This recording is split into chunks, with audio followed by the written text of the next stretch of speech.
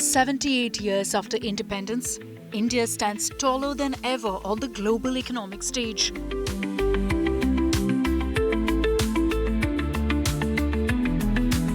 Once dismissed as a developing economy, today a rising powerhouse.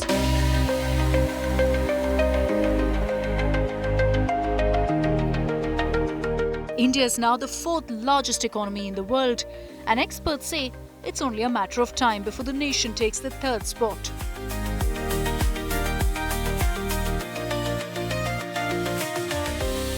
आज भारत दुनिया की fastest growing major economy है।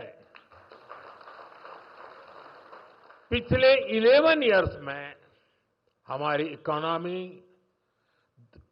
10वें नंबर से टॉप 5 में पहुंच गई। हम बहुत तेजी से टॉप 3 इकोनॉमी बनने की ओर आगे बढ़ रहे हैं।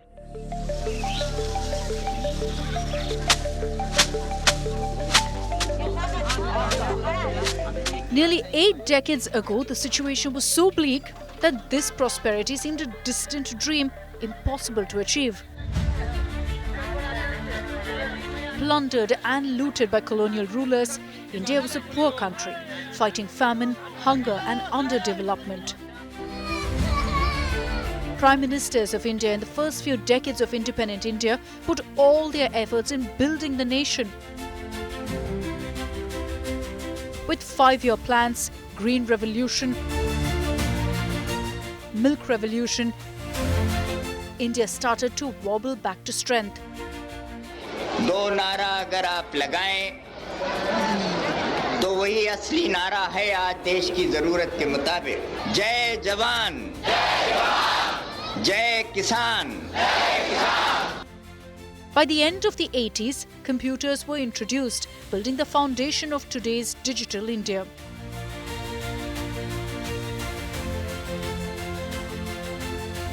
In the first 4 decades, the Indian economy was built on socialist model, heavily reliant on license Raj and protectionism of domestic produce.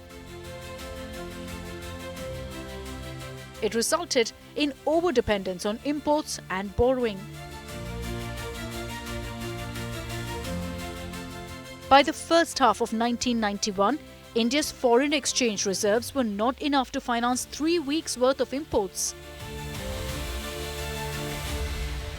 The fall of the Soviet Union, India's largest trading partner, and the Gulf War crushed the Indian economy into a balance of payments deficit. Moody's downgraded India's bond ratings. The International Monetary Fund suspended its loan programs, and the World Bank also discontinued its assistance. Exceptional time required exceptional measures. The Government of India pledged a significant portion of the country's gold reserves to the Bank of England and the Union Bank of Switzerland as collateral to secure much-needed foreign exchange to meet debt obligations and stabilize the economy. The IMF and the World Bank pushed for structural reforms, and in response, the Indian economy opened up.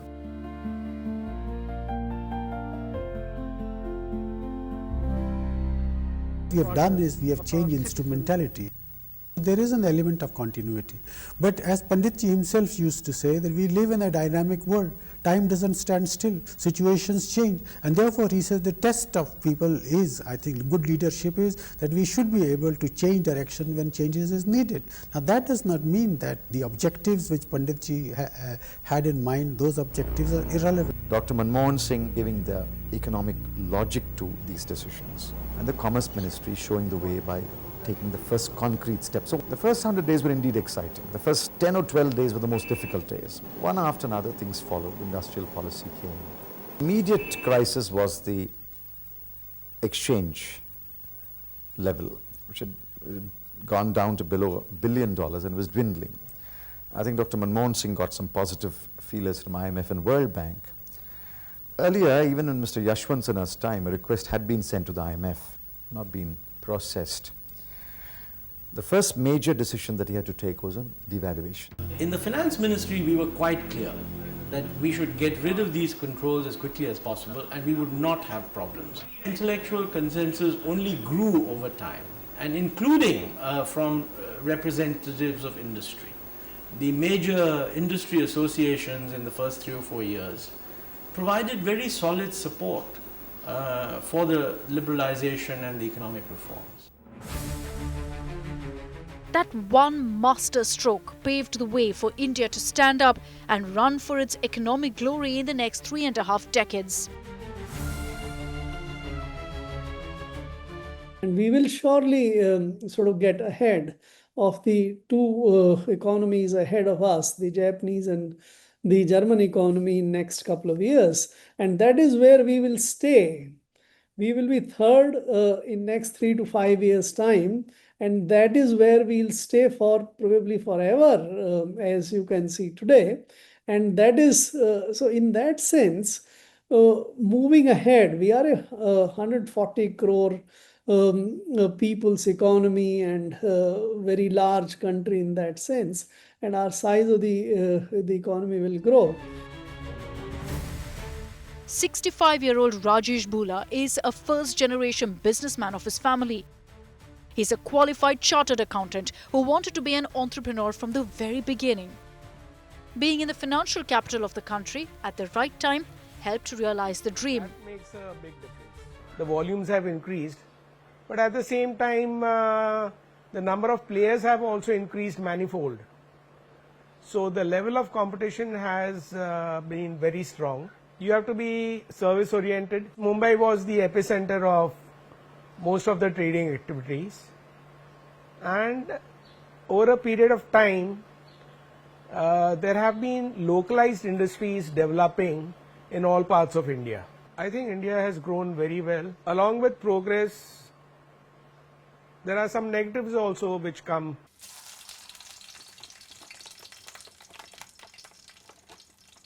Miles away in the east, Ratnaboli Ghosh became a teacher much like her mother.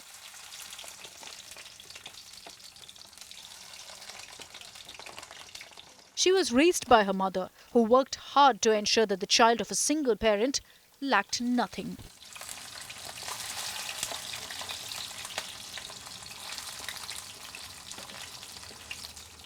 I was a free student, but all the time they would say, Mrs. Sengupta, please do this.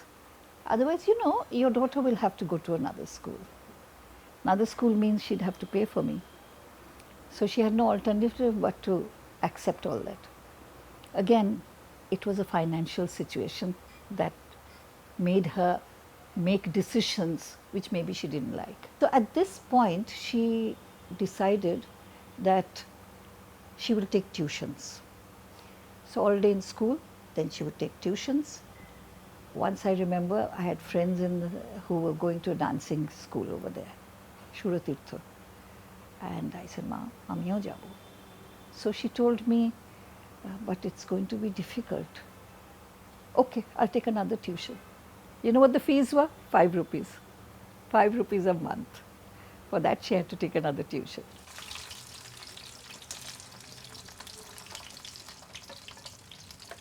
Compared to her mother, 72-year-old Ratnaboli thinks she had a better life.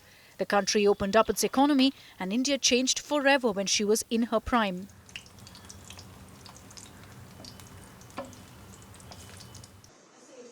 Chitra was able to raise her daughter in Chennai all by herself after her husband abandoned them. She worked as a saleswoman in a soap factory. Liberalization of the economy meant, when met with financial hardships, Indians still could pursue their dream and aspirations with the help of loans. கொஞ்சம் கொஞ்சம் வர ஆரம்பிச்சாங்க. நான் வேலைக்கு போனேன், அவங்க வாடகை கொடுப்பாங்க. ரொம்ப கஷ்டமாக தான் இருந்துச்சு. அம்மா சைடு எதுவும் ஹெல்ப் கிடையாது. கூட அம்மா வச்சுட்டு கொஞ்சம் கஷ்டம், ரொம்ப கஷ்டமாக தான் இருந்தது. அப்புறமா கொஞ்சம் வந்து ஸ்கூலெல்லாம் கொஞ்சம் ஃபீஸ் கட்ட ஆரம்பித்தாங்க. அப்படியே வர்றது கொஞ்சம் போயிட்டு இருந்தாங்க.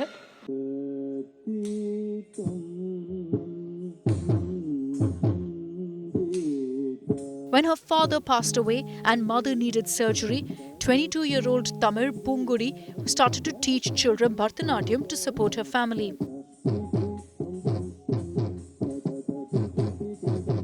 எனக்கு என்ன இம்பேக்ட் பண்ணுச்சுன்னா, எதனால் நான் அகாடமி ஓப்பன் பண்ணேன்னா, நான் நிறைய வாட்டி பிரேக் ஆகி ஃபினான்ஷியலாக ஃபீஸ் கட்ட முடியாமல், நிறையா ஸ்டேஜ் பர்ஃபார்மன்ஸ் பண்ண முடியாமல் நிறைய லேக் ஆனேன்.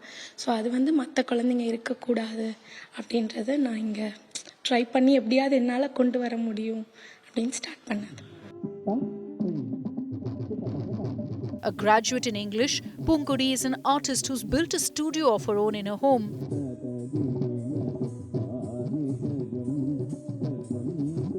She practices her art, Bharatanatyam, and plays veena here and dreams of a school of her own one day.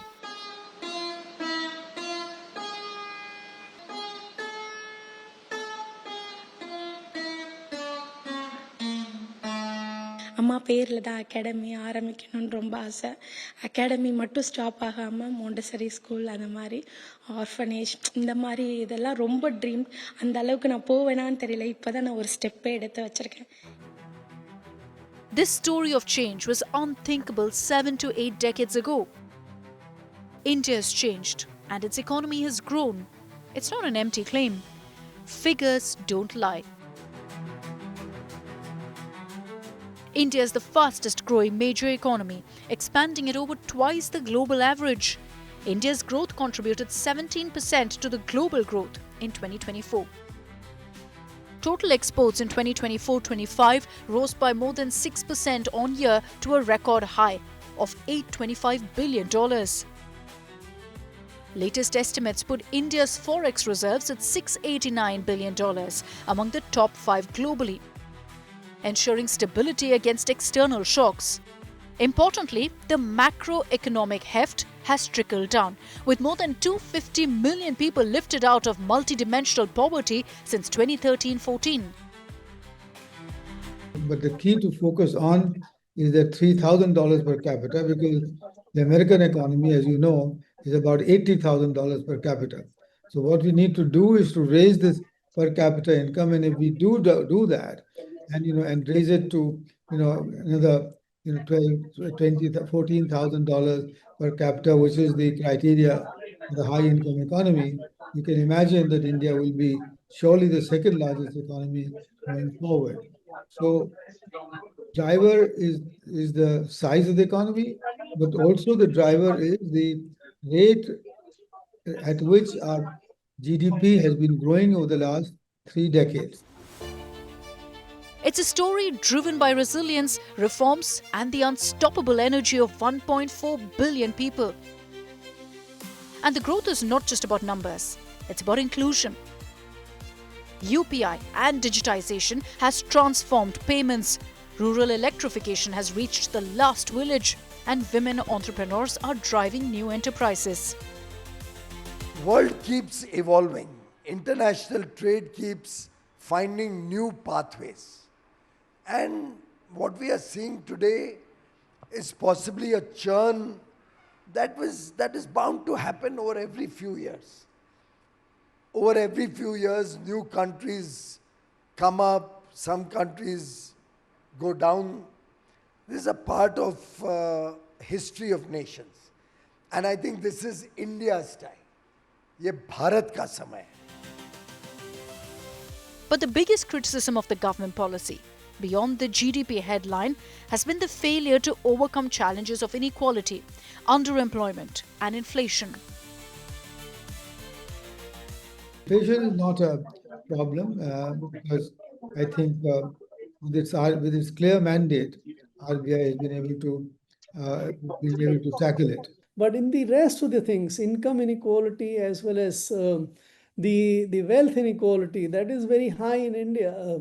And that is where, so if you have 1% of the top population cornering about 24-25% of the total income, and the 50% don't even get 20-25% of the national income, the inequality is rising. Inequality is a very serious challenge. Inequality and underemployment are two big challenges in our society. And therefore, in my recent book called Everything All at Once, I have proposed that we should be the first country to start estimating the rate of growth of income of the last decile of the population. So rather than only estimate the average GDP growth rate, we should actually focus on the last decile, the bottom of the pyramid. Even then, the Indian growth story is tangible because it survived challenges of time and odd curveballs like the global pandemic. The Indian economy has one biggest strength, and which is a large domestic economy. So the fundamental strength is something which will ensure that we are able to face all the global headwinds which come through. So on the real economy side, I would say that India is fairly insulated. But of course, if we're talking of rapid incremental growth, so right now we're growing at around 6.5%. If we have to grow at around 8 to 9%, which I think we will have to achieve after the next 5 years or so, we would necessarily have to also rely a lot on exports, in which case I would say that we will be a lot more affected by what happens in the global economy. Because when global trade slows down, like what we have seen happening in the last couple of years, it's definitely a case of saying that export growth for us has been negative at times, it's been very low at other times, but the Indian economy has still managed to grow at the 6.5%, 7%. So that's something which we can maintain. Post-pandemic, the growth of the digital economy has been phenomenal. And within this, influencer market is growing rapidly. People sitting in the comfort of their homes with very little investment have become successful entrepreneurs. साथ में करते हैं, take your positions. 5, 6, 7 and go. 1 and 2 front, 3 and 4 leg zigzag. 37-year-old Ajit Singh today lives his dream. He's a successful dancer who doesn't have to run from one big metro city to another for assignments. The trained engineer supports his family by teaching young and not so young intricacies of various modern dance forms.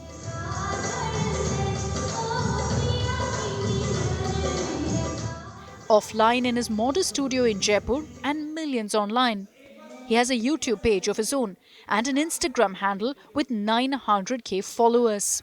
2 and 3 and 4 पापा नाराज थे, घर पे बुलाया, मेरे को बताया कि या तो अपना इंजीनियरिंग कंप्लीट कर ले या डांस कर ले, दोनों में से एक चूज़ कर। एज ए इन्फ्लुएंसर्स हमें एड्स मिलते हैं, सॉन्ग प्रमोशंस मिलते हैं हमें, और हमारे विजिट्स के जैसे RFF है राजस्थान फिल्म फेस्टिवल, उसमें मैं जजिंग भी करता हूँ, उसमें गेस्ट परफॉर्मेंस भी दिए मैंने, और एज ए फेस वैल्यू हमें सॉन्ग्स भी मिलते हैं एज ए इन्फ्लुएंसर्स। तो उन सब के हमारे पेड रहते हैं, वो चार्जेस रहते हैं। अभी घर लिया है 1 साल पहले 60 लाख का।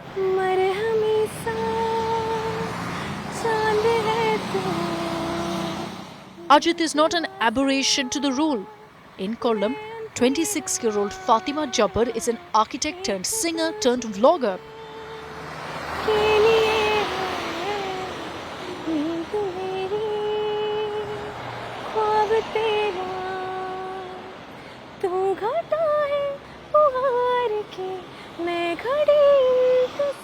When the pandemic-induced lockdown made physical classes impossible and online classes became a reality, Fatima started to nurture her passion for music. She started by making cover songs and uploaded them as reels both on social media and on YouTube.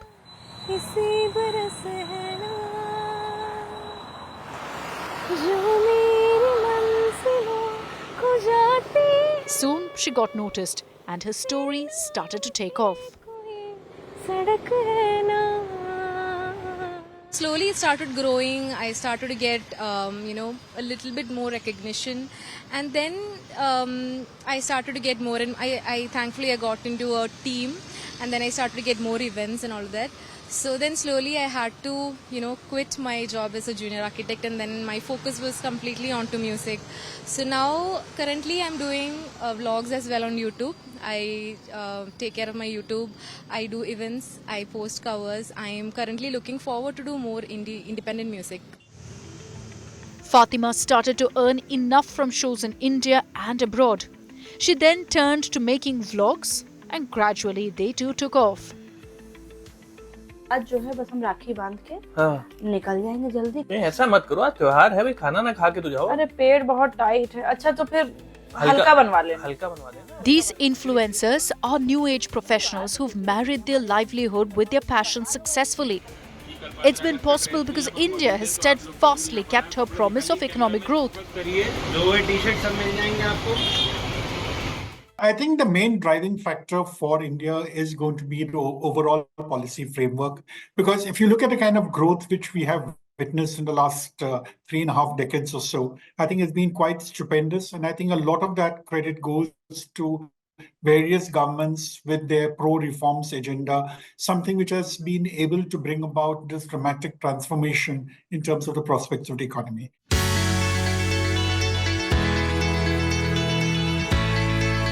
From high-tech hubs to green energy farms, India's growth story has multiple engines. Manufacturing is booming under the production-linked incentive scheme. The services sector, IT, consulting and creative industries remains a global leader. Infrastructure is transforming with expressways, freight corridors and ports. And India is on track to become a renewable energy superpower. Powering all these are government flagship schemes. These include Make in India and the PLI schemes to boost domestic manufacturing, Skill India to prepare the workforce, Digital India for a connected future, and Startup India to fuel innovation. This is a unique opportunity, and we should carry out very vigorous reforms in our economy.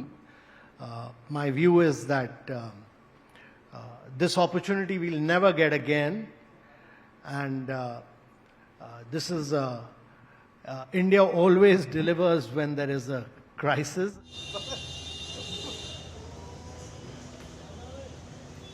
67-year-old Mahesh Gupta, sitting in his mobile accessory shop in the heart of the national capital, has witnessed and experienced India change.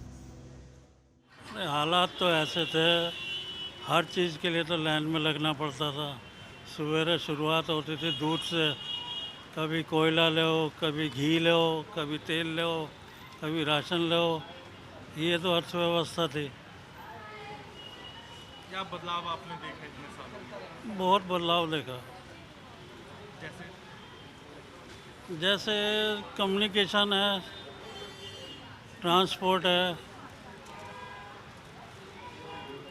पहले जो है इक्की दुक्की गाड़ी नज़र आती थी बचपन में, अब तो जो गाड़ियों का रेला होता है। His son Vaibhav runs the shop with his father. हमारे फादर बताया करते थे कि सुबह ही उठ के उनको दूध लेने जाना पड़ता था और बाकी चीज़ें केरोसिन की लाइन में लगना पड़ता था। आज की डेट में हमने तो कभी करा नहीं है। सब कुछ आज की डेट में विद ऐप आ जाता है, 5 मिनट्स 10 मिनट्स में अवेलेबल हो जाता है। परचेजिंग कैपेसिटी को भी आपने कुछ फर्क देखा है? Purchasing power has increased a lot. I mean, my father, we are now using Nike, we are using Apple iPhones, we are using Samsung branded phones.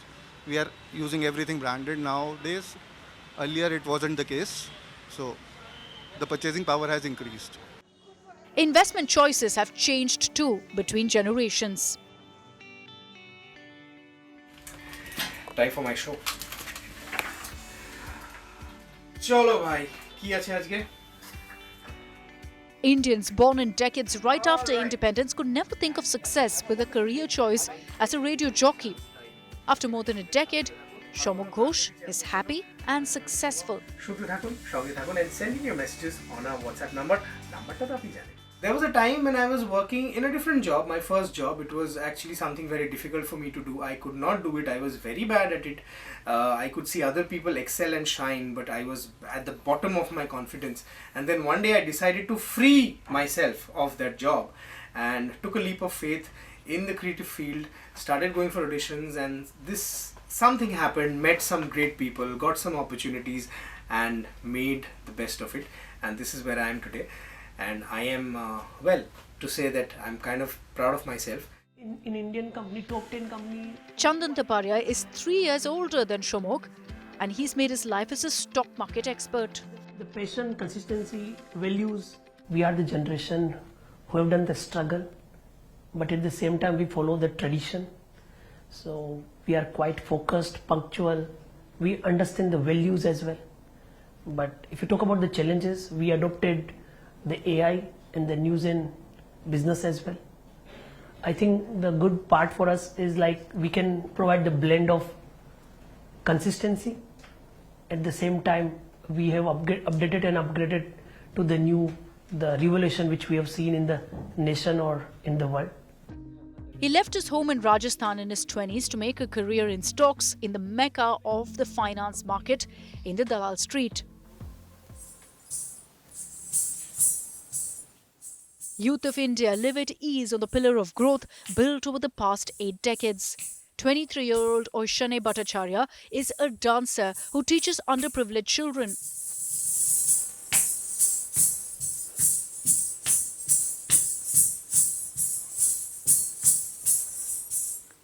I always loved dancing. Whenever I dance, I feel free.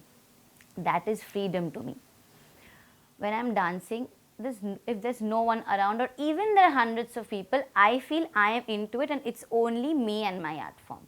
The institution I am in, my guru's institution, that institution is also connected with MNCs who are funding us, and we train underprivileged children with the help of the companies. But I want to reach a level where I will be able to help an NGO who will teach the youngsters. At 29, Zain is a partner in a marketing agency. He's a first generation in business. For Zain Sheikh, digital transformation has been the biggest boost. I'm a first generation entrepreneur. I come from a family where my mom is a housewife, my father is a civil engineer.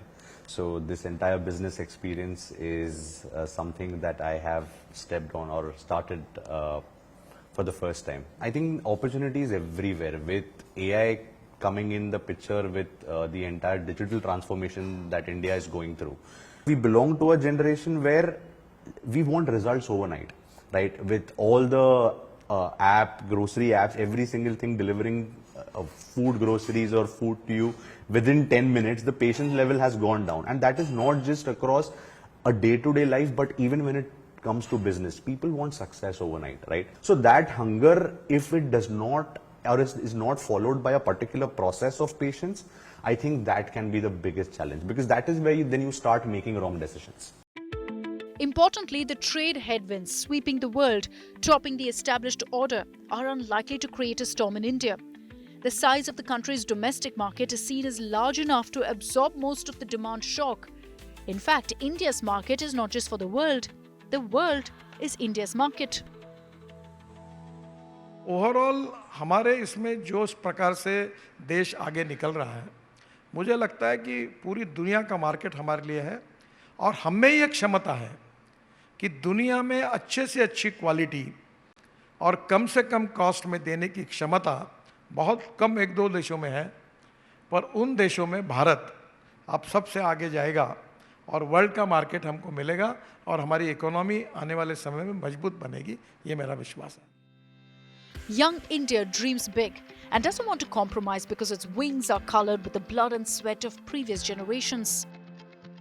पहले के time पे ना एक button वाला phone लेने के लिए हम मतलब कि जो पहले के पेरेंट्स थे वो अपने पापा के पीछे पड़ते थे, तो उसमें से पापा से हम भीख मांग के थप्पड़ खा के पैसे मिलते थे. और अभी हमारी जो जेंसी है उसमें तो मतलब इतनी साइड इनकम आ गई कि हमें अपने पेरेंट्स से पैसे मांगने नहीं पड़ते. हम कहीं से निकाल लेते हैं, इन्वेस्ट कर लेते हैं. कहीं पे हम क्रिप्टो करेंसी बहुत चाहिए जो हमारी कम एज में 18 से कम एजेस में हमको इन्वेस्ट करने का वो देती है चांस है. वो सारी चीज़ें आ गई है. ट्रांसपोर्टेशन इतनी बदल गई है. पहले के टाइम में मेट्रो इतनी नहीं थी और अब आप देखोगे मेट्रो पूरी दिल्ली में मेट्रो आ गई है. कहीं पे भी जाना है ईजिली आप जा सकते हो मेट्रो से. The road ahead is not without challenges. Creating enough jobs for the youth, keeping inflation under control and leading the green transition. But India's momentum is strong and its ambitions are higher than ever. Most rapidly growing sector has been the services sector, which is now account for about 53% of our GDP. And our exports also, we have 3.2% of the world trade in IT-enabled services. So that's been the most dynamic sector. But at the same time, we have seen significant growth in our infrastructure sector, with the government's direct investment and also public-private partnership, which is in the highways and the expressways and the airports and ports and all of that.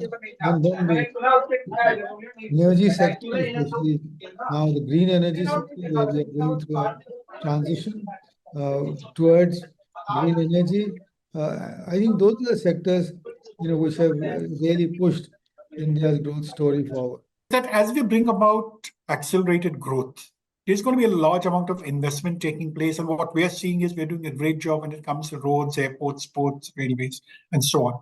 But we've also seen that while we are bringing about this kind of development, it has also interfered in the overall, I would say, the natural structure of the country. So today, when we are talking of the kind of flooding which is taking place, the kind of mountains which are collapsing in certain areas in the north, but that's what we've seen.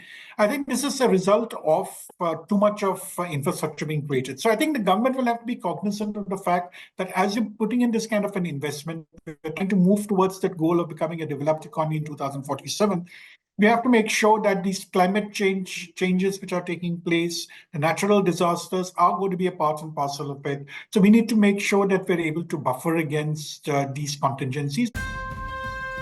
From the 10th largest to the 4th largest economy in just over a decade, India's journey is one of grit, vision and unity. As the nation celebrates its 79th Independence Day, the message is clear. India's time is now.